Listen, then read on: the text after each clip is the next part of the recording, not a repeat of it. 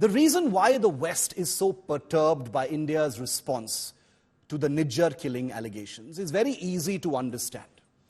The West expected a divided, messy response from different quarters in India. They expected that competing interests in India's chaotic democratic system would drown each other out, which is why the West, from governments to the media to experts, have all been stunned by the unexpected unanimity from every quarter of India.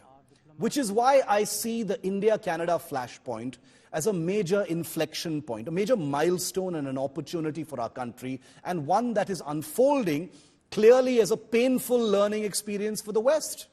This sense of Western dismay over India's decidedly unmessy and unified response to Trudeau's allegations is steeped in part, of course, in racism, Western racism. It's that age-old trope. How can a noisy, bhuka nanga country with all its multifarious problems ever speak in a single coherent voice?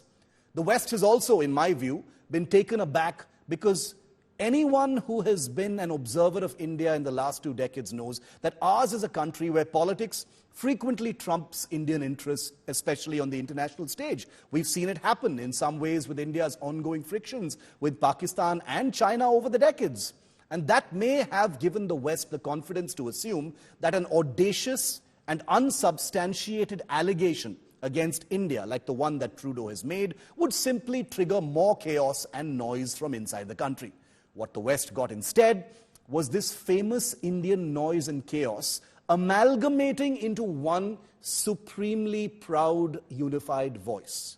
The beauty of it is there's a common thread running through all these voices that bring it together as one. From the angriest chest thumping on social media to the hyper-nationalist rebuttals in some media to the sober, steeped in history reasoning for India's anger. To voices across India's interwarring political battlefield holding fire against each other for a few amazing seconds just to speak in one voice against Trudeau, the Canadian government, and Western hypocrisy at large. The West doesn't like being caught off guard and hates being taken by surprise in strategic matters. India's unified voice on terrorist Nijjar has short-circuited many Western calculations about the leverage such nations feel they can exert on India by taking advantage of internal political animosities.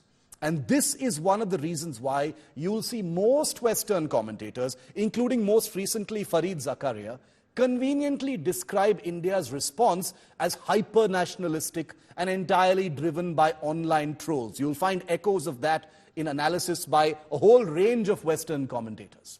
It's super convenient for these so-called doyens of world affairs to dwell solely on visceral Indian anger on social media rather than how it is representative of something much bigger and infinitely less chaotic than the West would like to think and would like to address. But no, let's just describe India's response as a bunch of angry nationalists injured by the temerity of the West.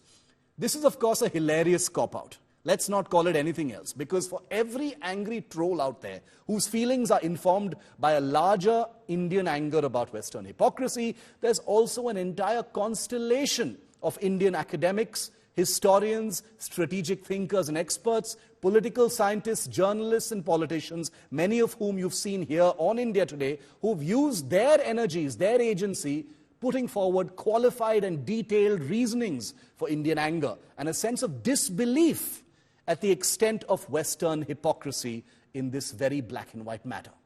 For us in India, there is no chest-thumping moment. A very serious allegation has been cast on this country, and as I've said before on this show, this must necessarily now play out through diplomatic machinery, even though it looks like Trudeau is in backpedaling mode.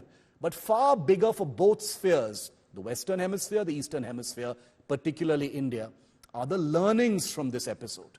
The West now knows it has lost leverage and grossly overestimated its hold on a messy, chaotic India.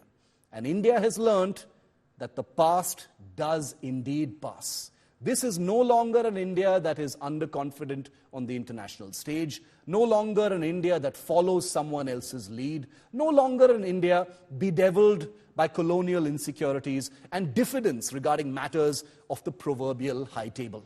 If you've ruled the world for most of living memory, Imagine how painful it must be to see a country of India's size and potential shaking off its most stubborn old coat.